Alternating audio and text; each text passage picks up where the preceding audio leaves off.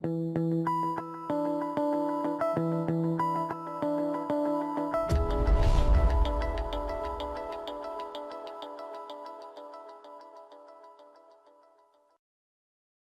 guys, Ben Raven here for Card Runners, and today I'm doing a live sweat. Let's see how it all goes. Okay, I hope you enjoy it.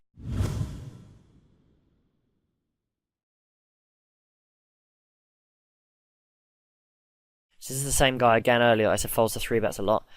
I am tempted to 3-bet here, but as you can see, our position is really not great. I mean, he's open from hijack, but that is just I'm just trying to illustrate how much I will try and attack these guys with these ridiculously high fold to 3-bets. So just be aware of where they are and where you are. So we flop bottom set on King 8-4 as blind Eros again. He's insane, just potting away. I'm definitely not going to raise his flop, given that I would call all my draws, and I would pretty much never raise my draws on the flop. So I'm just going to go ahead and call and keep my range as wide as possible. So a really good turn, bringing a second flush draw.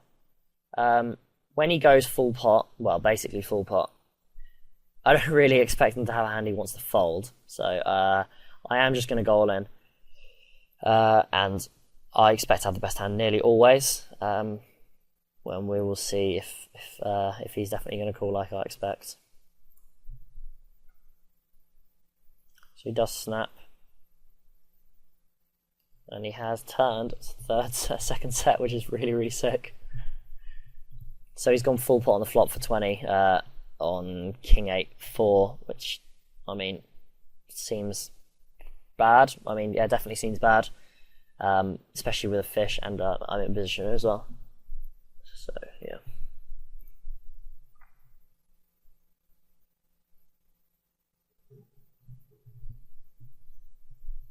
The King Jack, I'm just going to go and stab and try to steal the hand. Even though we're the best hand quite a lot, I just want to take it down there and then. So open the King Queen.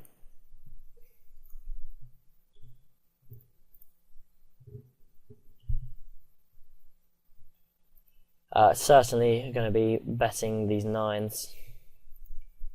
Mainly to extract from the fish. If any of the regs call, it becomes immediately horrendous. But I think there's so much value to be had from this guy that I'm just going to go ahead and bet and hope these guys all fold. It's an interesting turn, bringing a second flush draw.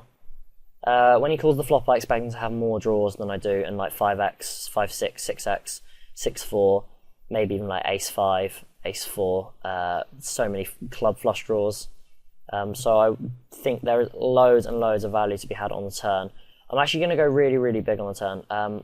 Mainly because I think he's going to call his draws, and like regardless of my sizing, so I should extract the most I can now. And also, it means I'm definitely going to be checking back the river. Well, not definitely. If it's super bricks, I might induce like a shove on the river. But I'm going to just bet pretty big now to extract max value.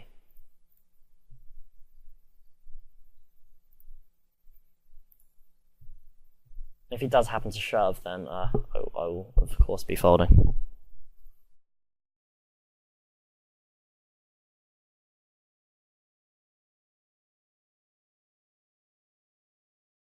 So it's an absolutely unbelievable river, 6-6-6 river. It's bricked all draws, pad the top card, unless he's got 10x of clubs, which was his only flush draw. I feel that I've got the best hand like most of the time here. So we have a choice of going like normal sizing, half pot. As I said, I think his range really consists of draws and maybe like 5x. So I don't know how you guys feel about this, but I'm going to go about like maybe 10 or 11 bucks to try and induce a shove. Fish like to, they like to try bluff small bets. And in a spot where I think I've got the best hand most of the time, and I'm making myself look weak, I'm trying to get him either to get a crying call from a 5 or a 4, or an attempted bluff by like a flush draw.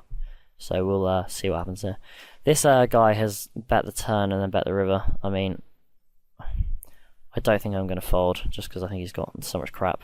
So yeah, I've been rinsed. So let's see what this guy's thinking about. So I will be snapping if you're, or snapping a raise. So there we go. He has King 6 of clubs, which is a gutter and flush draw, an up and down and flush draw. So my plan has worked like perfectly well.